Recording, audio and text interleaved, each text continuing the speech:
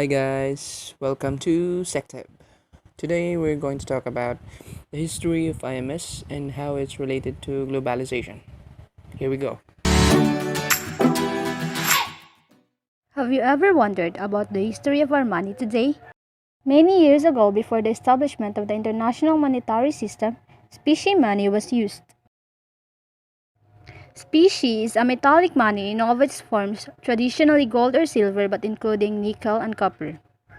An astonishing range of different materials also functioned as money before coinage. In many parts of the world, the glossy shells of the cowrie, a marine snail native to parts of the Indian Ocean, were used as money. In colonial Virginia, where coins were scarce, plugs of tobacco circulated as cash. However, trades using the specie money collapsed due to the lack of government regulation and the problem of chronic specie. This problem refers to the possibility of materials depleting over time because of scarcity. After the downturn of the era of specie money, rise the era of political or paper money. Paper bills were first used by the Chinese who started carrying folding money during the Tang Dynasty. The paper money was mostly in the form of privately issued bills of credit or exchange notes. It took 500 years before the practice began to catch on in Europe in the 17th century. And another century or two after, the use of paper money spread to the rest of the world. During that time, China was already going through a fairly advanced financial crisis. The production of paper notes had grown until their value plummeted, prompting inflation to soar. As a result, China eliminated paper money entirely in 1455 and wouldn't adopt it again for several hundred years.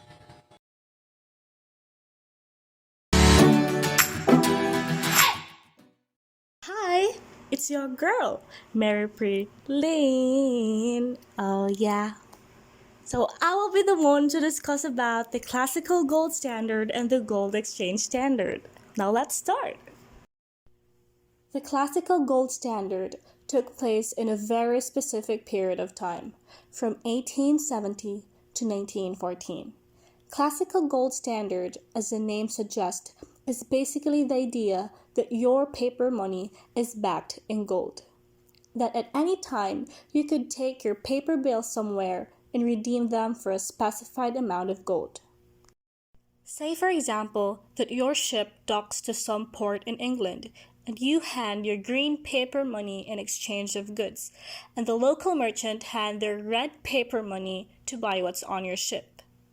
How can you trade when you don't have any idea about its value, and you will not even get to use that piece of paper when you get home? But if both currencies are on the gold standard, problem is solved. Let's say that you're from the US, and anytime you could turn your $20 to get 1 ounce of gold. So 1 gold is what your $20 are worth. And England set their gold standard and that an ounce of gold is worth 2 British pounds. Since both are operating in the gold standard, that means 1 British pound is equivalent to $10. Thus, during the classical gold standard, nations fixed the value of their currencies in terms of gold, and the gold is freely transferable between countries. Why did it collapse? It is because of the rise of the warfare states and when states safeguard their gold supplies and disengage from the fixed exchange rates. The requirement of a fixed rate of exchange for the reserve currency has the effect of limiting the freedom of the reserve currency country's monetary policy to solve domestic economic problems. Unlike the classical gold standard, where a currency can be converted directly into a certain amount of gold, gold exchange standard's use of gold reserves is limited almost exclusively to the settlement of international transactions on rare occasions.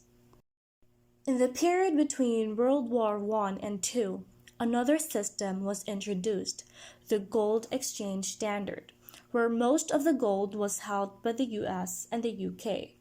British sterling and the US dollar have been the most widely recognized reserve currencies at that time. Hi, it's Beryl. So today we're going to talk about the Bretton Woods system and the system of flexible rates. Are you all excited? After the World War II, 44 delegates from different countries were assembled for a conference held at Bretton Woods, New Hampshire in the United States on July 1, 1994. The US, which held two-thirds of the world's gold reserves after the war, was obviously the most influential player in the economy. For that reason, the Bretton Woods system denotes that ultimately, all currencies are linked into dollar, and the dollar was linked to gold. One of the concerns, though, was to set up a stable monetary system and an open trade system that will help prevent another Great Depression and support post-war economic rehabilitation efforts.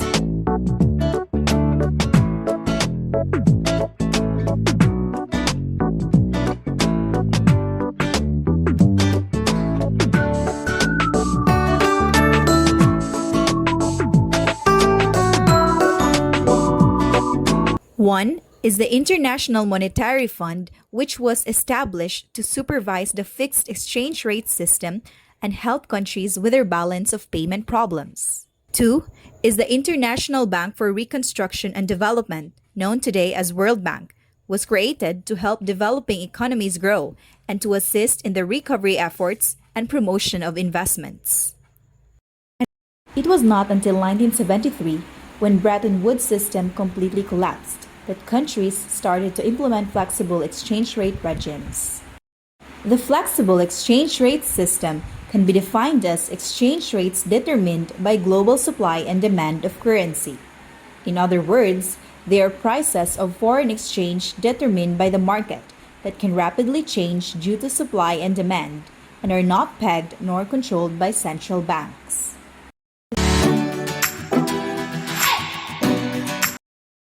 The international monetary system have an important role to play in making globalization work better.